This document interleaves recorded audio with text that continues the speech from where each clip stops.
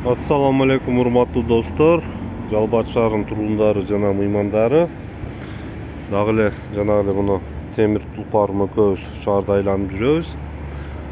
Азыр дагы эле могу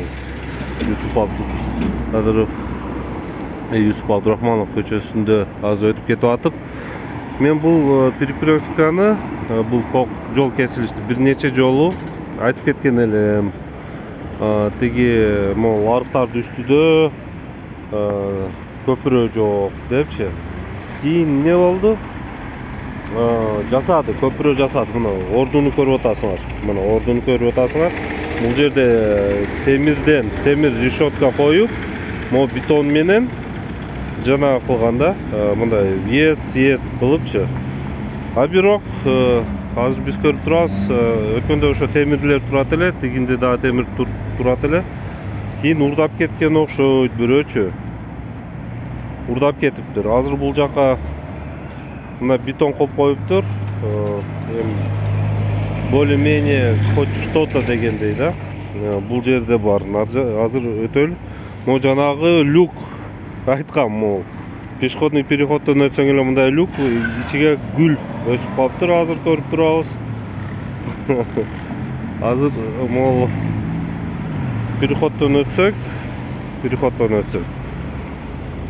бул жакка дагы ошондой темир решетка койгон эле. Мына орду турат, решетка өзү жок. Бул эмне дегени? Бул решетканы урдап кеткен бирөөчү. Урдап кеткен эми. Мындай решетка койгон эле, ото темирди жолдо ортосундагы. Булду урдап кеткен. Эми эмне дейбиз? Эмне дегим келет, достор? Президент мындай, Ташиев мындай, Мадумаров мындай, Текебаев мындай дейт. Эй, могу темирди же Жапаров, же Ташиев, же Мадумаров, же Текебаев, же башка политик, же мэр, же вице-мэр урдап кеткен жок да могул жердичи. Кандай адамбыз өзү, кандай адамбыз? Жок дегенде эми мындай супер болсо дагы эми условия түзүп койгон. Бул арыкты үстүдөн жаштарбы, карыбы, коляскачамбы, майыптарбы өтсүн деп, могу арыктан кыйналбасын деп. Биз айткандан кийин, көрсөткөндөн кийин коюп койгон. А бирок бир аздан кийин эле өзүбүздүн арабыздагы жүргөн адамдар урдап кетти металл алуумга. Şu жакшылыкка турабы? Аң сезимди оңдобойлу адамдар, жаныбыздагы жүргөндөргө айтпайлы. Ошо урдап атканда да бирөө жарым көрсө керек эле. Токтоп туруп, кой деп койбой койгон да, мен билем ошондой это.